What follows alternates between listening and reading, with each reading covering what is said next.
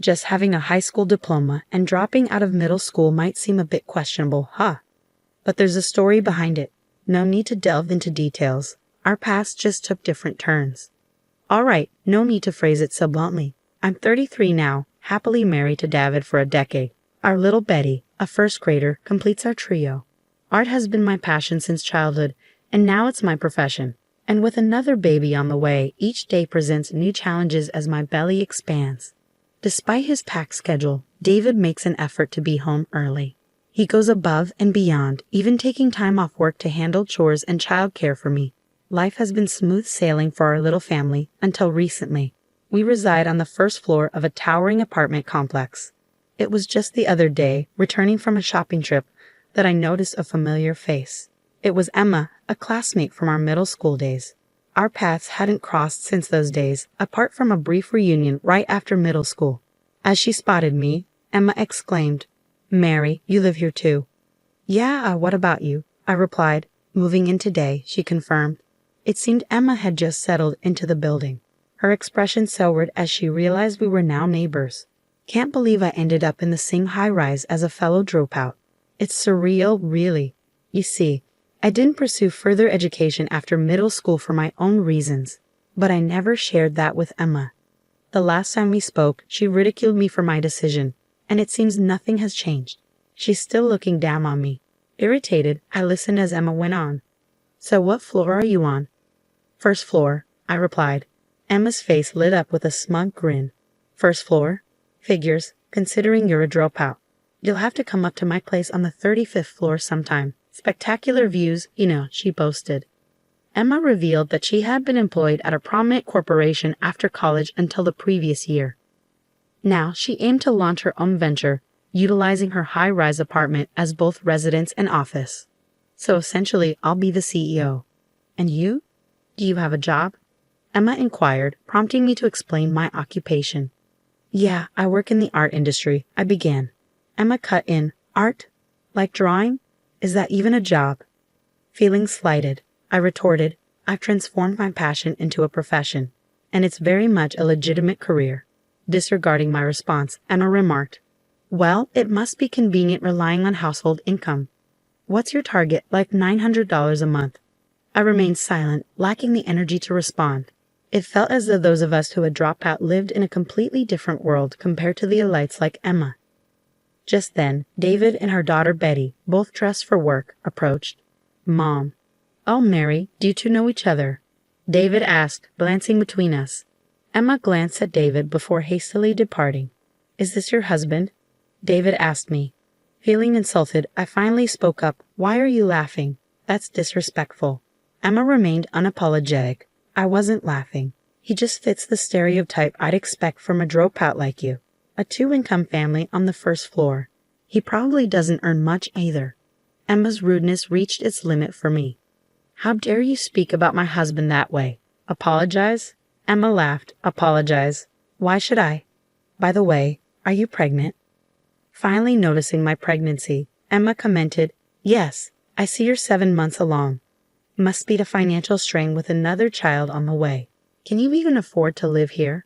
Fed up with Emma's snide remarks, I took hold of David and Betty and made my way home. Emma called out after us, "Feel free to visit the 35th floor for a better view anytime." But I brushed off her comment and entered our apartment.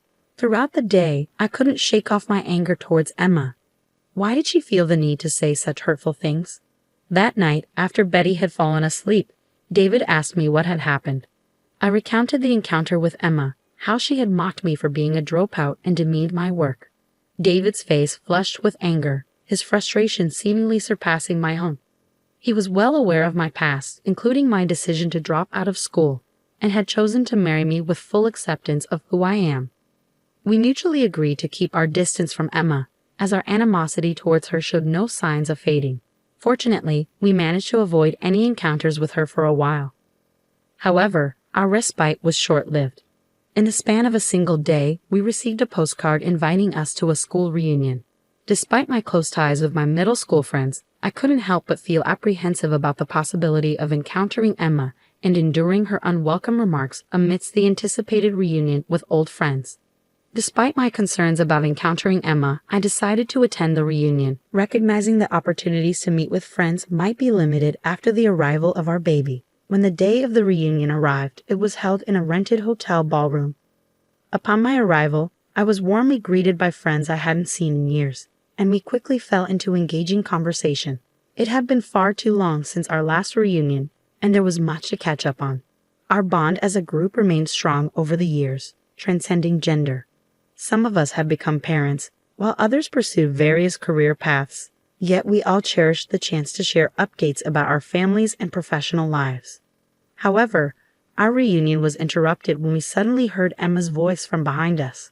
Emma's arrival was no surprise, and her presence immediately grated on us. Engrossed in conversation with close friends, we hadn't noticed her approach until she uttered, "Breathing the same air as poor people is making me sick."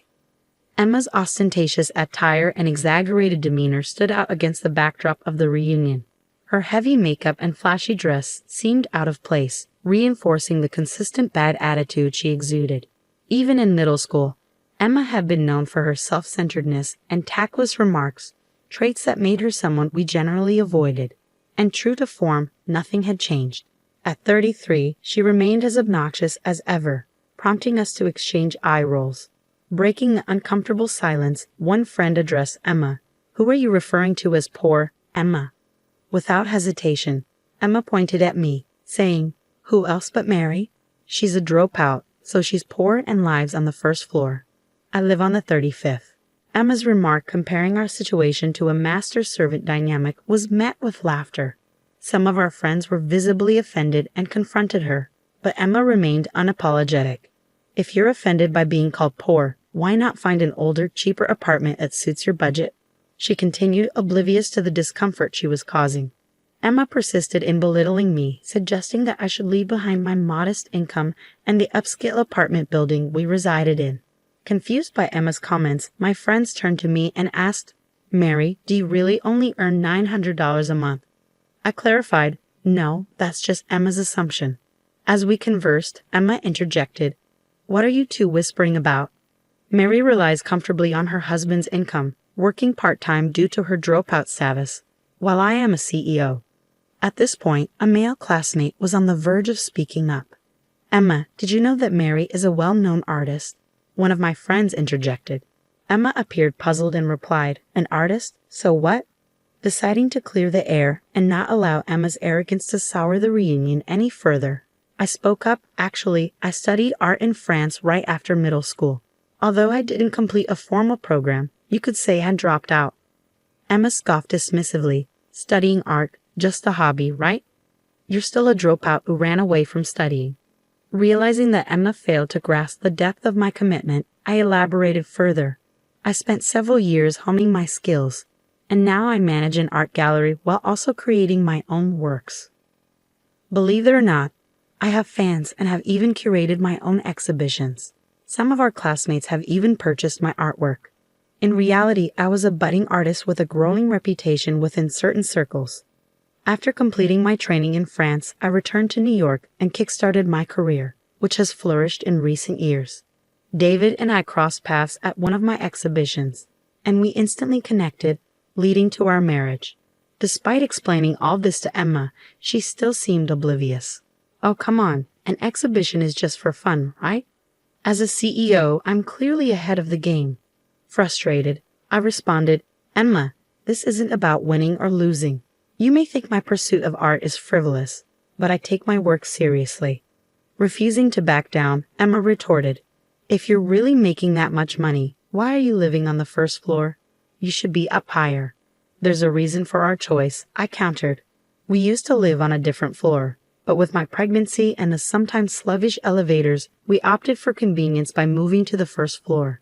Despite my explanation, Emma appeared unconvinced. My friends were well aware of my career, and even acquaintances had heard of my success as an artist.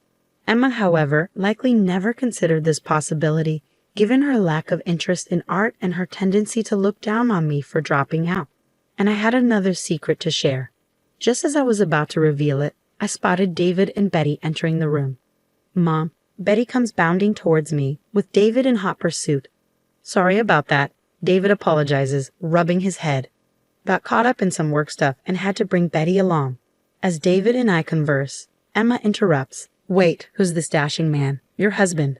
He was in work attire last time. Why the change to a suit? David does indeed look sharp today, catching Emma's attention. He begins to greet my friends, expressing gratitude. Thank you for always being so kind to my wife. She means the world to me. Is everything to your liking? Please don't hesitate to let us know if there's anything you need. Just as we were immersed in the conversation, the event organizer hurried over, expressing gratitude. Thank you for providing this wonderful venue free of charge. The food and drinks are exceptional. We truly appreciate it. The truth was, this hotel belonged to David's parents, and he had recently taken over as CEO. David had generously offered the venue for the reunion without any cost. Emma's expression shifted to a pale hue as she processed this information.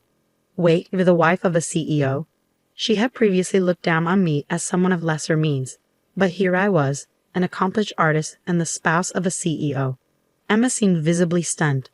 How did a dropout like you end up married to someone so affluent when someone like me, from an elite background, is still single? What did you do to achieve this? Emma's tone was laced with bitterness as she challenged me. Finally noticing Emma, David intervened. Ah, we've met before. I apologize for appearing in work clothes last time. I was assisting with a neighborhood cleanup, David explains. As the owner of the high-rise apartment, it's crucial to foster positive relationships within the community. Emma's complexion pales. Wait, you own that high-rise? She gasps. Your family owns it? In truth, David is the owner of the high-rise.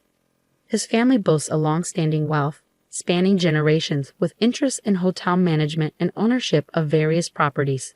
Our residence is situated within one of those properties, the very high-rise in question.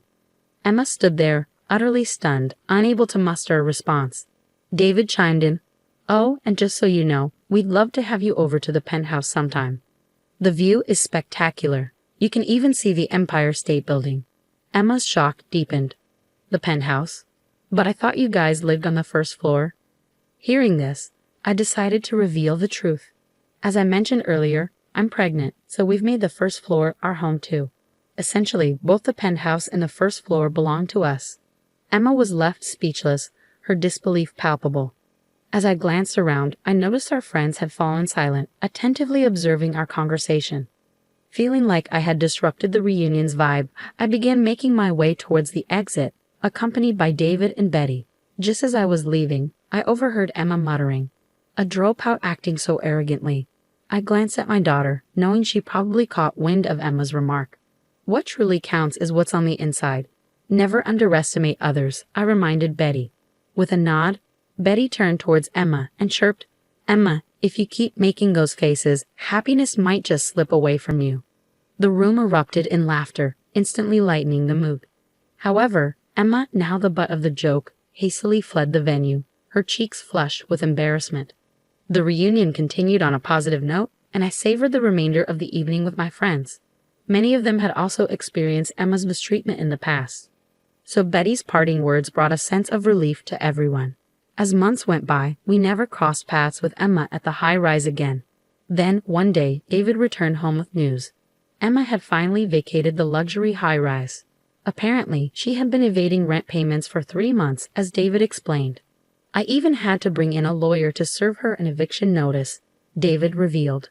She disappeared almost overnight. I was stunned by this revelation. David went on to explain that Emma's rented space was left completely untouched, with furniture and clothes left behind. She had taken only her valuable possessions and computer, leaving everything else behind.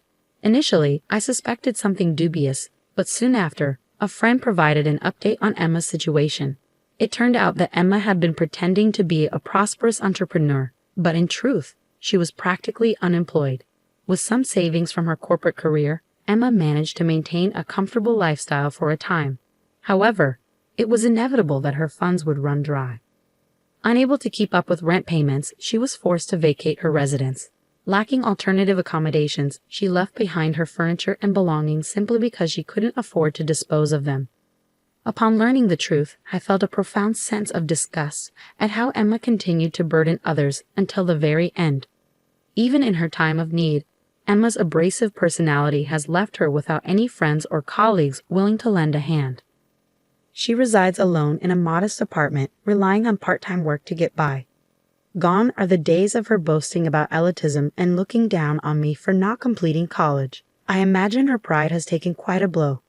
My hope is that this experience teaches her the value of humility and sincerity as she moves forward. Meanwhile, I continue to relish in the simple joys of life, painting and cherishing moments with my daughter and husband. Our family of 3 shares a harmonious bond, and the anticipation of welcoming our 4th member, the baby on the way, fills me with joy. I am determined to do whatever it takes to safeguard the happiness of my loved ones.